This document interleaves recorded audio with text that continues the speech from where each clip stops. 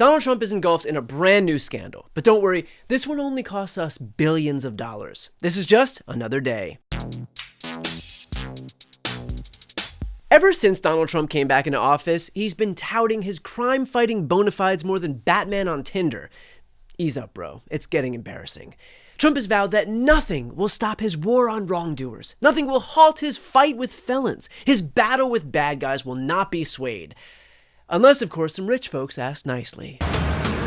Welcome back. We are following breaking news. President Trump just posted on social media that he decided to back away from his plan to send federal agents into San Francisco. He said he made the decision last night after talking to friends in the area who said San Francisco Mayor Daniel Lurie was making substantial progress on crime there. Oh my gosh, that's so nice of your friends to reach out. Let's take a look at who a few of those friends are. Donald Trump said in his tweet that guys like Jensen Huang and Mark Benioff have asked him to hit pause on the whole infiltration of American cities with the U.S. military thing. Now, Mark Benioff and Jensen Huang are billionaire CEOs.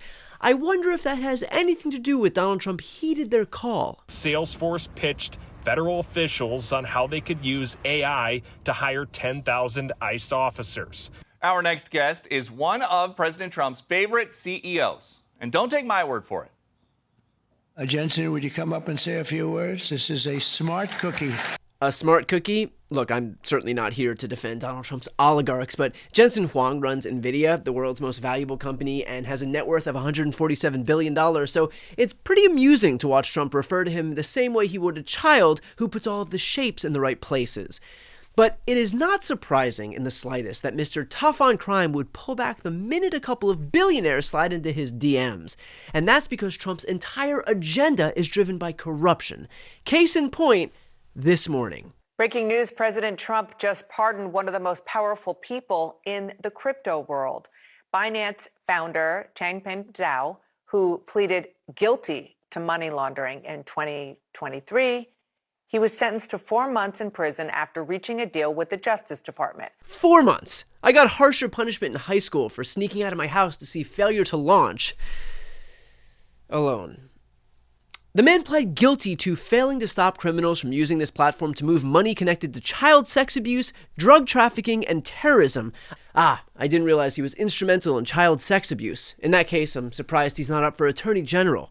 But honestly, why would this tough-on-crime president pardon that guy? Binance has been very supportive of the Trump family crypto empire. Binance has been helping facilitate trades of World Liberty Financial's token, which all helps kind of elevate the profile of the Trump family business. And that business alone has added an estimated $5 billion worth of fortune to the Trump family net worth. $5 billion. Or to put that in perspective, the same amount of money in foreign aid the president cut that was already approved by Congress. Since the government has been shut down, Trump has been lambasting Democrats for presumably taking money out of the hands of hardworking Americans, which is kind of a tough accusation to stomach when he is doing this. President Trump is moving to demand that the Justice Department financially compensate him for the various federal investigations into him. What exactly does he want? Nearly $250 million. $250 million from American taxpayers. Now I think I know where Donald Trump got that bruise. It was from incessantly wringing his hands together like a cartoon villain.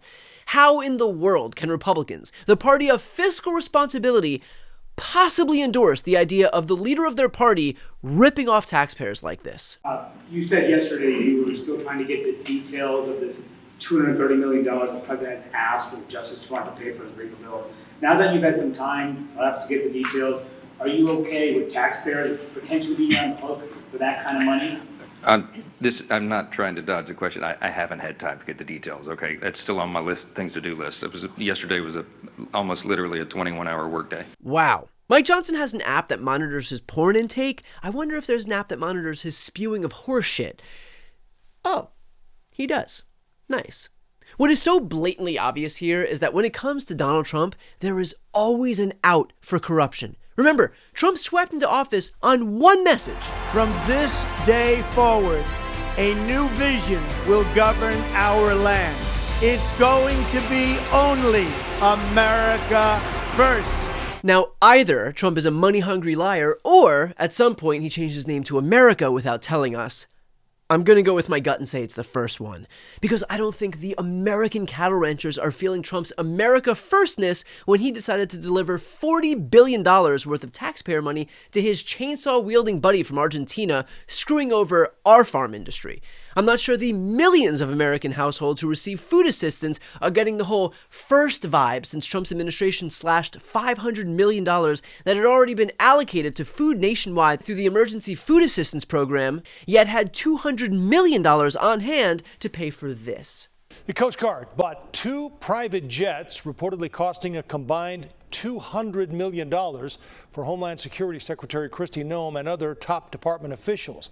And if you're wondering why 2 private jets, one is for Kristi Noem and the other is for all the dog corpses. Trump campaigned on looking out for you, but now you are paying more for everything, for housing, for rent, for groceries. Some Americans are even paying more for facelifts, Botox, and dermal fillers. This president is making the lives of everyday Americans harder, while at the same time he constructs a ballroom that costs millions. It's about $200 million. Sorry, $200 million. This $250 million project. Fine, $250. It's about $300 million. I'm not even going to bother. I know it's going to change. There's, I think, $350 million. There it is. By the way, that $350 million is just slightly higher than the number that he floated back in February. You know, I offered to build a ballroom. I'm very good at building ballrooms. I build beautiful ballrooms. And I actually offered to build a ballroom for the White House. It was going to cost about $100 million. I offered to do it, and I never heard back. Well, maybe they were just a little bit skeptical that you would go $250 million over budget. It is bad enough to be this wildly corrupt, but I can think of no bigger slap in the face than fucking over the very people who you promised to help. Nothing Donald Trump does is America first, but we are seeing plenty of firsts for America. It is the first time an American president has gotten this cozy with oligarchs, has weaponized the government this much to go after his enemies, and has used his office this much to enrich himself and his family. What he's not focused on is providing health care for Americans, bringing jobs back to America, or driving down the cost of groceries. Why? Well, the ballroom is really the president's main priority. Exactly.